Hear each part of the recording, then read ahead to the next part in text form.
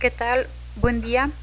El día de hoy vamos a hablar un poquito acerca de este artículo llamado Marcadores del metabolismo de la insulina como predictores de la aterosclerosis subclínica en niños y adolescentes con sobrepeso y obesidad. Este artículo fue publicado en noviembre del 2018 en la revista BMC Pediatrics. Es un estudio de tipo observacional y aleatorio doble ciego.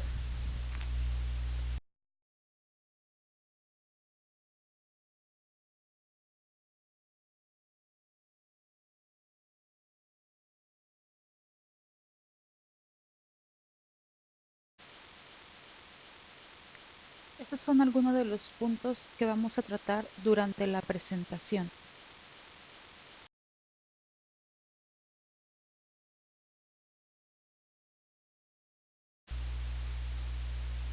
Para iniciar, vamos a conocer algunos términos que son importantes para poder comprender el contexto del artículo. El primero, obesidad. Esta es una enfermedad que se caracteriza por el exceso de tejido adiposo en el organismo. Sobrepeso.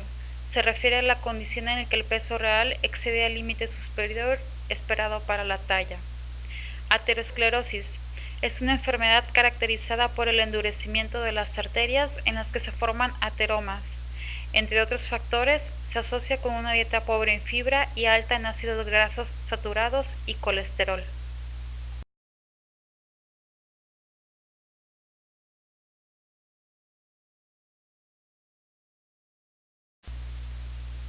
Otros términos importantes son resistencia a la insulina, que es la incapacidad genética o adquirida de los tejidos blancos de responder normalmente a la acción de su hormona circulante.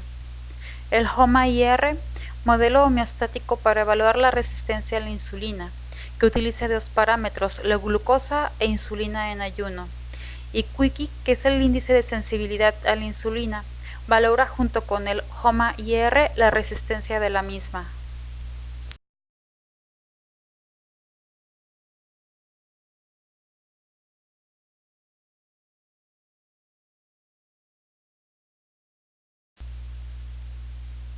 La resistencia a la insulina relacionada a la obesidad y a las concentraciones elevadas de la misma, que inician desde la infancia, pueden inducir mecanismos aterotrombóticos, reduciendo el equilibrio fibrinolítico y alterando la función endotelial, contribuyendo de esta manera a futuros eventos cardiovasculares en la etapa adulta.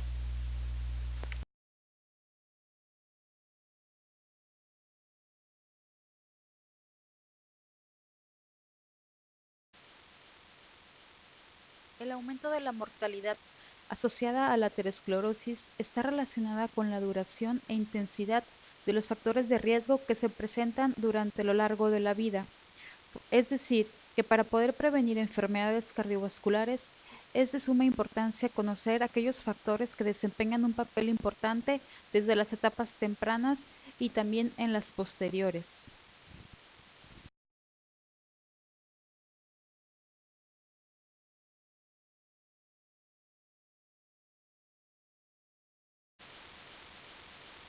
La ecografía de alta resolución en modo B se ha utilizado en niños y en adultos para medir el grosor de la íntima media de la carótida, esto con el propósito de evaluar la presencia de aterosclerosis subclínica.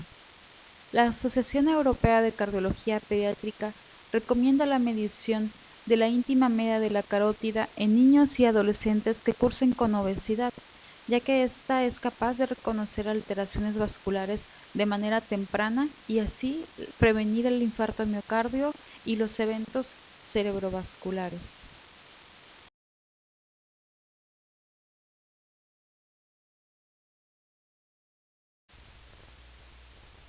Este estudio se realizó durante la fase inicial de un ensayo aleatorizado doble ciego que tenía como objetivo el investigar el efecto de diferentes dosis de suplementos de vitamina D en un año en relación a la medición de la íntima media de la carótida y de otras variables óseas y cardiovasculares en niños que tenían obesidad.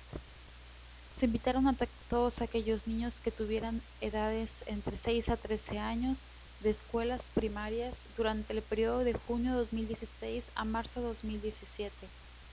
Se incluyeron todos aquellos niños que no tuvieran enfermedades crónico-degenerativas y que no consumieran suplementos dietéticos o bien medicamentos que pudieran afectar el mecanismo de la glucosa y el mecanismo de los lípidos. Como muestra, se lograron obtener 378 participantes. Se calculó la muestra para alcanzar un 80% de potencia para poder detectar el 0.02 milímetros de diferencia en la medición de la carótida media con una desviación estándar de 0.05, es decir, que tuviese un 95% de intervalo de confianza.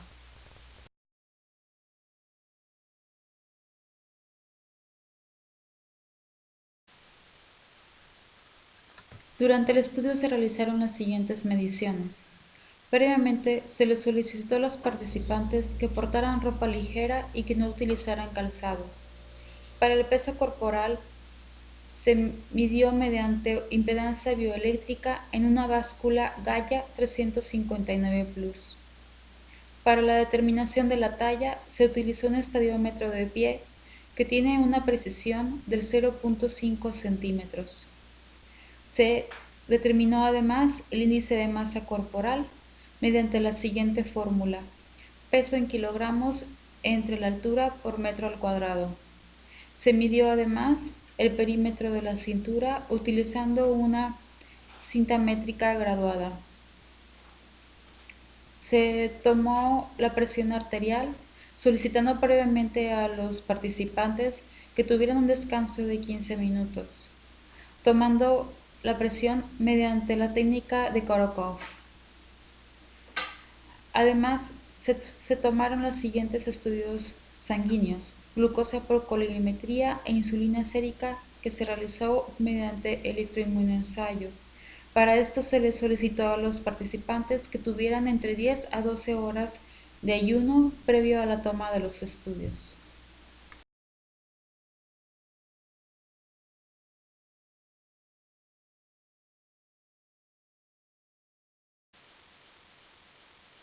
La actividad física se evaluó utilizando el cuestionario de actividad modificable para calcular los minutos equivalentes de tareas por semana.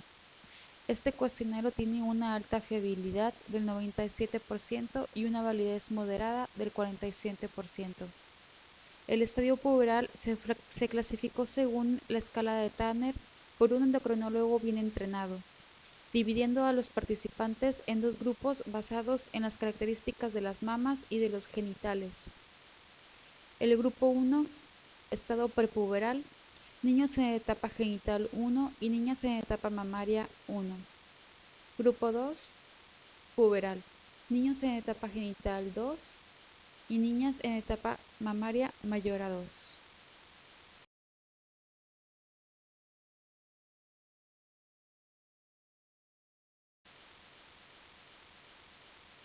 El grosor de la íntima media carótida se midió mediante un radiólogo bien entrenado. Los participantes fueron examinados en posición supina, con la cabeza ligeramente extendida y girada hacia fuera del examinador. Las arterias carótidas fueron valoradas con un ultrasonido Samsung de alta resolución, con transductor de frecuencia de al menos 7 MHz. La íntima media de la carótida se midió a partir de imágenes en modo B longitudinales de 1 centímetro distal de la pared opuesta de la pared común de la arteria carótida entre la íntima y la media adventicia de la pared de la arteria, representada como una densidad de doble línea en la imagen del ultrasonido.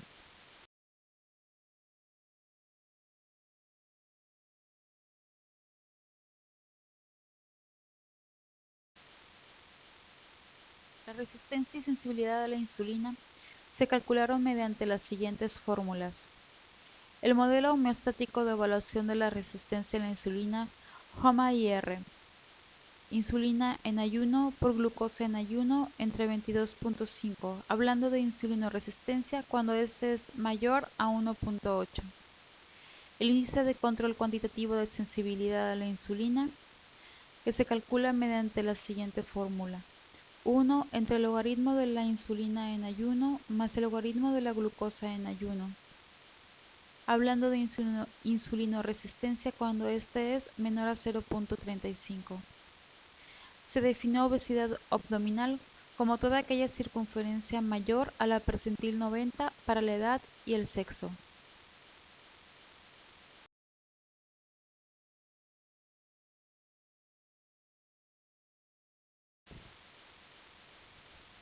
Análisis estadístico.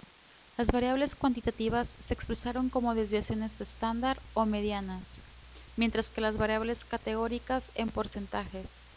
Las variables categóricas fueron comparadas según el sexo utilizando una prueba en T y la chi cuadrada respectivamente.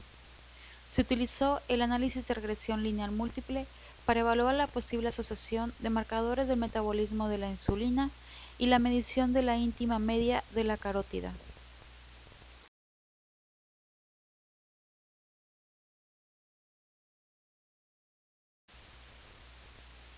Se usó un modelo de probabilidades proporcionales para probar una posible asociación entre el incremento aproximado de más de una desviación estándar de los marcadores del metabolismo de la insulina y terciles de la íntima media de la carótida usando los siguientes rangos. La prueba de razón de verosimilitud para los términos de interacción no fue significativa. El término de interacción para el género era de importancia biológica, por lo que cada modelo se realizó en el subconjunto especificado por género.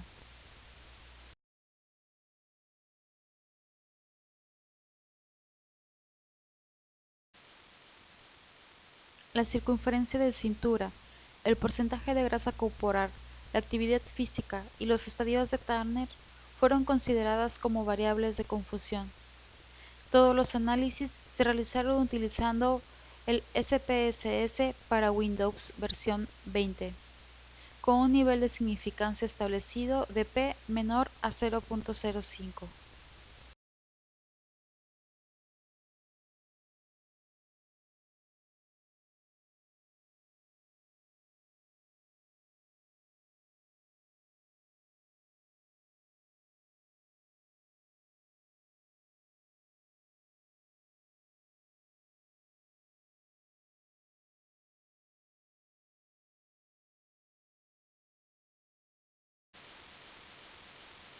Resultados. El estudio consistió en 378 participantes, de los cuales 198 fueron niños y 180 niñas, con una edad media de 9.3 más 1.7 años. El 18.3% se encontraba en fases prepuberales. En comparación con las niñas, los niños tenían una mayor actividad física, pasaban más horas frente al televisor, tenían un índice mayor de masa corporal, una mayor circunferencia de cintura, una mayor masa magra blanda, había mayor prevalencia de obesidad y tenían una masa grasa inferior y un HOMA-IR inferior que las niñas.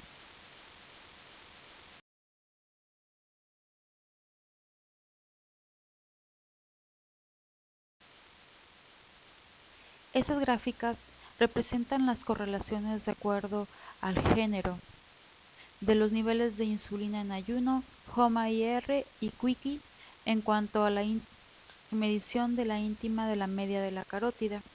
En esta podemos observar que en los niños, pero no en las niñas, tanto la insulina en ayuno como el HOMA-IR fueron positivos, mientras que el Quickie fue negativamente correlacionado con la medición de la íntima media de la carótida.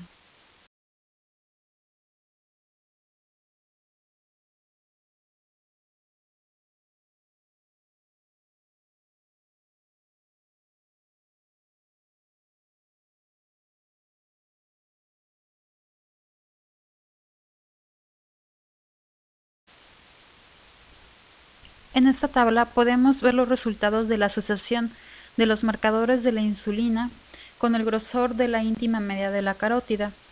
En los niños, después de haber controlado el porcentaje de la masa corporal grasa, la circunferencia de la cintura, la actividad física y la etapa de Tanner, con un aumento de una desviación estándar en la insulina y el índice de HOMA-R, se asoció de manera estadísticamente significativa con incrementos del grosor de la carótida.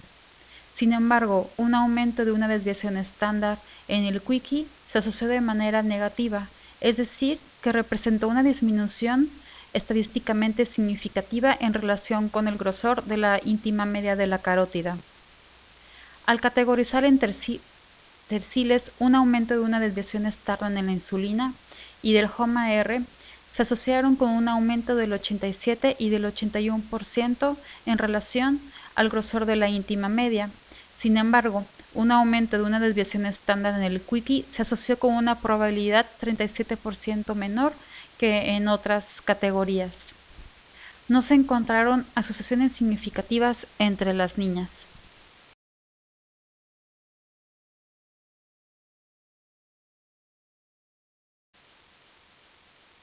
Este estudio demostró que los marcadores del metabolismo de la insulina son predictores independientes de la medición de la íntima media de la carótida en niños con sobrepeso y obesidad. A su vez, se logró determinar una relación positiva de la insulina y el HOMA-IR con esta medición. Al contrario, se demostró a su vez una relación negativa asociada al Quickie. La relación entre la resistencia a la insulina y la medición de la carótida como factor de riesgos independientes para el desarrollo de aterosclerosis. Se concluye que las anomalías son demostrables desde etapas tempranas en niños con sobrepeso y obesidad.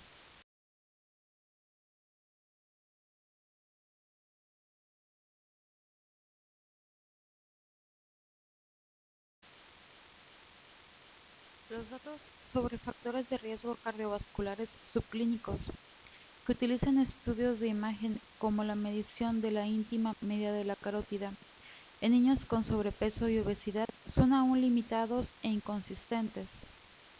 Hay otros estudios que reportan un aumento de esta medición de la carótida ligados a la obesidad, a la sensibilidad a la insulina, a diabetes tipo 2 y a otros marcadores inflamatorios.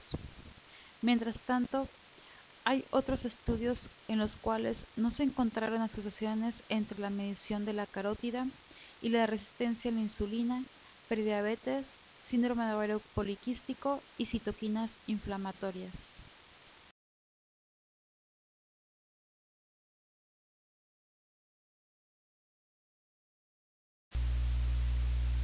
En cuanto a los hallazgos del artículo, estos coinciden con investigaciones recientes donde los niveles más altos de insulina y la presencia de resistencia a la insulina se han asociado de manera adversa con el espesor de la pared carotidia, esto en niños y adolescentes con sobrepeso y obesidad.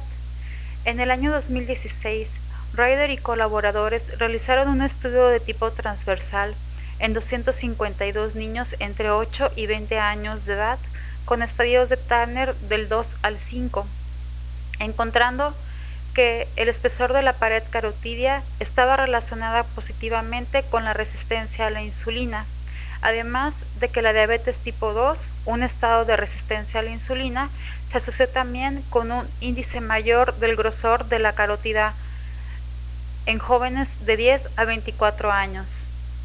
Atabek y colaboradores observaron en niños obesos entre 8 a 18 años que el Quickie se asoció de una forma independiente con el grosor de la carótida media, pero no con el índice de resistencia a la insulina del HOMA. Reiner y colaboradores tampoco encontraron una correlación significativa entre el nivel de la insulina y el del espesor de la carótida interna entre 96 niños obesos con una edad media de 11 años después de haber controlado el estado puberal y la masa grasa corporal.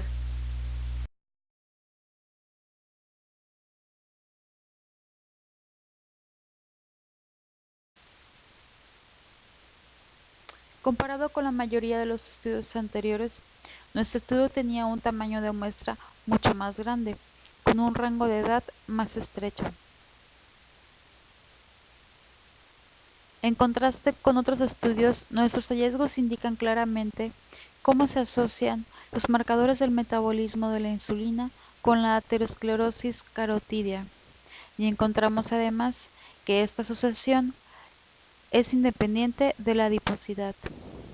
Además de existir una asociación entre las variables relacionadas con la insulina y el grosor de la íntima media de la carótida solamente en los niños y no en las niñas. El aumento en la adiposidad en combinación con los niveles altos de glucosa e insulina durante la infancia se han relacionado con mayor grosor de la carótida en la vida adulta. En el estudio cardiológico de Bogalusa, los niveles acumulados de alto índice de masa corporal en la infancia estaban relacionados con el aumento del grosor de la carótida en adultos en ambos sexos.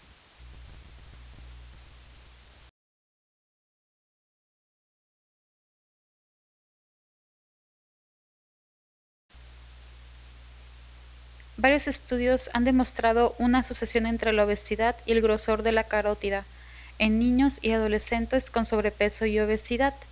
Reiner y colaboradores revelaron que la glucosa alterada en ayuno junto con el índice de masa corporal eran a la par una determinante independiente del espesor de la íntima media de la carótida en niños obesos y con sobrepeso.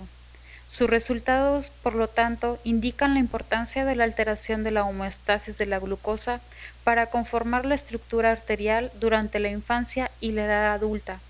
Esto, a su vez, seguramente por la asociación del patrón heterogénico de las lipoproteínas que se encuentra presente durante los estados de insulinoresistencia.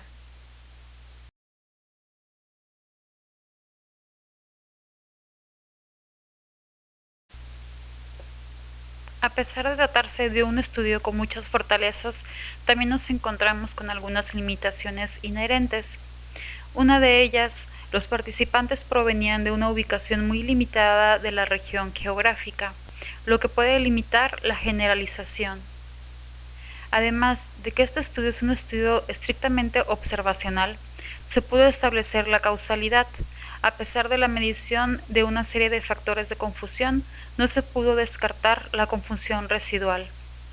Otra limitación fue la evaluación del desarrollo mamario entre las niñas con sobrepeso y obesidad, ya que este puede estar sobreestimado debido a las dificultades en distinguir entre el tejido mamario glandular y la grasa subcutánea. Sin embargo, en el estudio, estas valoraciones se llevaron a cabo por una endocrinóloga mujer bien entrenada que estaba acostumbrada a la valoración de la brotación mamaria, esto ayudando a minimizar el error de la medición. Y por último, nuestra interpretación de la resistencia a la insulina se basó predominantemente en el índice de resistencia de HOMA y no en las pinzas euglucémicas.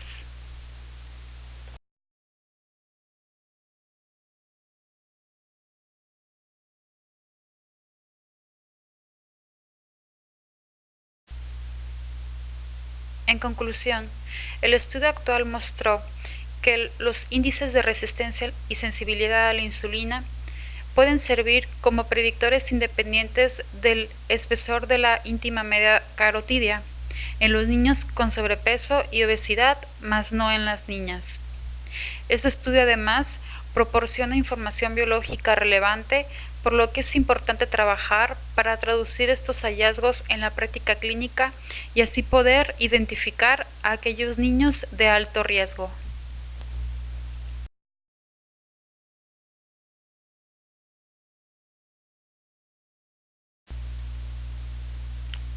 Finalmente, como comentario personal, actualmente vemos que la prevalencia de sobrepeso y obesidad en los niños y adolescentes se ha visto incrementado durante el transcurso de los últimos años. Esto con una relación a los malos hábitos de alimentación y al sedentarismo.